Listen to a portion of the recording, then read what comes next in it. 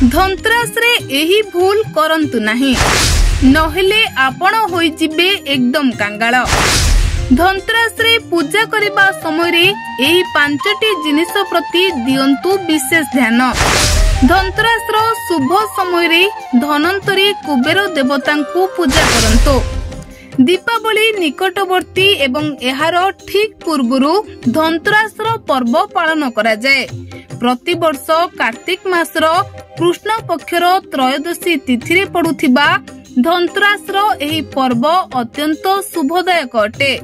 एही दिन देवता मानकर डाक्टर कुहा जाउथिबा भगवान धनंतरी समुद्रर मंथन समय अमृत कलश हाथ रे धरी बाहर को आसीथिले। सेथिपाई एही दिन सुना रूपा हीरा विभिन्न धातु बासन पोशाक जानवाहन एवं जमी एवं अन्यान्य जिनिस किना जाइथाए। धनतेरस समय जी गृह को एही सबु सामग्री आनी थांती तांको उपरे देवी लक्ष्मी एवं धन कुबेरंक आशीर्वाद वर्ष सारा रही थाए।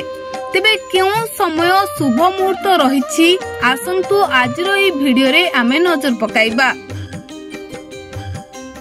नमस्कार दर्शक बंधु, आपण माने देखुछंती बीएनएस लाइव। आपण जदी आम वीडियो को यूट्यूब रे देखुछंती चैनल को सब्सक्राइब करंतो।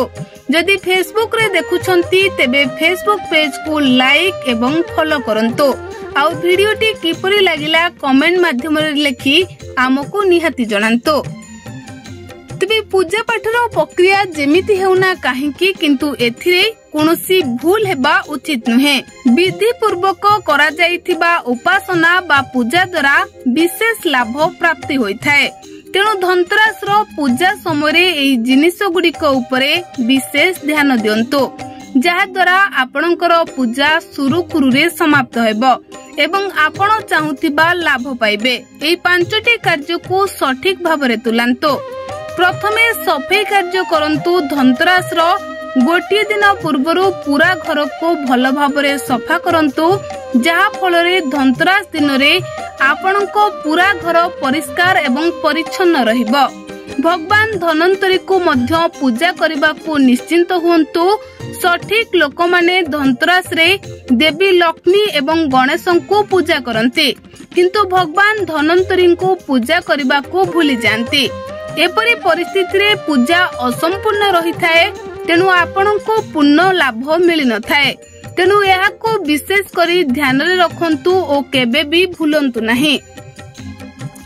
तेबे एही दिन दीपावली पूजा सामग्री नियंतु। धनतेरस शॉपिंग रो विशेष महत्व रहिछि। तेणु एही दिन दीपावली पूजा सामग्री किनंतु। विशेष करी देवी लक्ष्मी एवं भगवान गणेशंक मूर्ति मध्य घर को नै जानतो। धनतेरस रे एही सबु धातु सामग्री किनंतु। एही समय रे केवल किछि धातु क्रय करा जिबा उचित, जेउथिरे सुना रूपा हीरा पितल कंसा स्टील एवं लुहा अंतर्भुक्त होइथाए। दान करबा मध्य जरूरी रहिछि। धनतेरस रे दानर बहुत महत्व रहिछि। दान करबा देवी लक्ष्मी को आशीर्वाद प्राप्त होइथाए।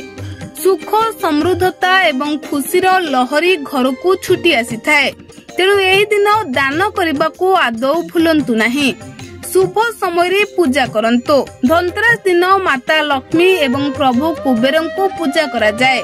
प्रभु कुबेरं को पूजा करिबार सर्वोत्तम समय हेउछि प्रदोष अवधि। तेणु एथरो पूजा 10 नवेम्बर रे संध्या 5:30 रे आरंभ हेबो एवं राति 8:07 रे शेष हेबो। एही उपाय रे केवल 10 नवेम्बर संपूर्ण धनतेरस भाबरे विवेचना करा जिवो, कारण प्रदोष काल 11 नवेम्बर रे नाहंती। एपरि परिस्थिति रे किणा जाइथिबा जिनिस को पूजा करिबार सर्वोत्तम समय प्रदोष समय हेबो नाही। एही भली आध्यात्मिक कथा और ज्योतिष शास्त्र तथा वास्तुशास्त्र मालिका वर्णित कथा वस्तु शिक्षणीय नीतिबाणी स्वास्थ्य मंत्र जानिबा पई आम यूट्यूब चैनल को सब्सक्राइब करंतो। फेसबुक पेज बीएनएस लाइव को लाइक एवं फॉलो करंतो। वीडियोटी केमिति लागिला कमेंट माध्यम रे लिखि आमको जणांतो। रहुछु नमस्कार।